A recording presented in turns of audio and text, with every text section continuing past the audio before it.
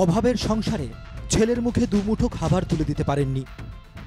রাগে কষ্টে কোলের ছেলেকেই তিস্তা নদীতে ছুঁড়ে ফেলতে গিয়েছিলেন মা। স্থানীয়দের তৎপরতায় কোনো ক্রমে রক্ষা পেল 1.5 বছরের শিশু। নদীতে বাচ্চা ফেলতে গেছিল, নদীতে বাচ্চা ফেলেও দিয়েছিল। ওখানকার কিছু পারিবারিক লোক তারা দৌড়ে গিয়ে ধরে তুলছে। মর্মান্তিক এই ঘটনাটি ঘটেছে জলপাইগুড়ির ময়নাগুড়ি ব্লকের মরিচবাড়ি এলাকায়। পরে পুলিশ ও ব্লক প্রশাসনের আধিকারিকরা পরিবারটিকে সতর্ক করে এসেছেন।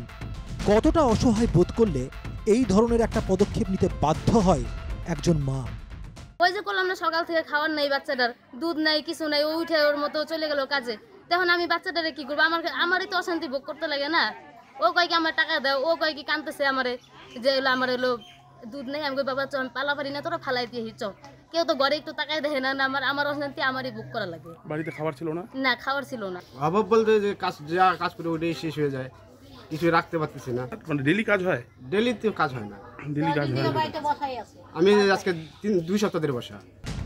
জানা গিয়েছে নথিপত্র কিছু না থাকায় ভাতা কিংবা সামাজিক সুরক্ষা প্রকল্পে সুবিধা পায় না পরিবারটি। ভান্ডার পান? না, আমি পাই না। অ্যাপ্লাই করছিলেন? না, আমার আধার কার্ড কিছু নাই, আমার ডকুমেন্টস নাই। আমার স্কুল সার্টিফিকেট ছিল, ডারাই ফেলাইছি। তো রেশন পান না? রেশন, হ্যাঁ রেশন পান। রেশন দাবি একার,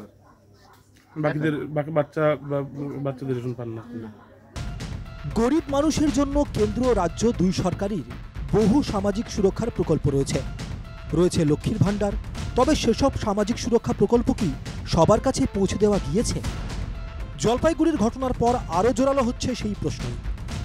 আপাতত পরিবারটিকে সরকারি সুযোগ সুবিধা পাইয়ে দেওয়ার ব্যবস্থা করা হবে বলে আশ্বস্ত করেছে প্রশাসন।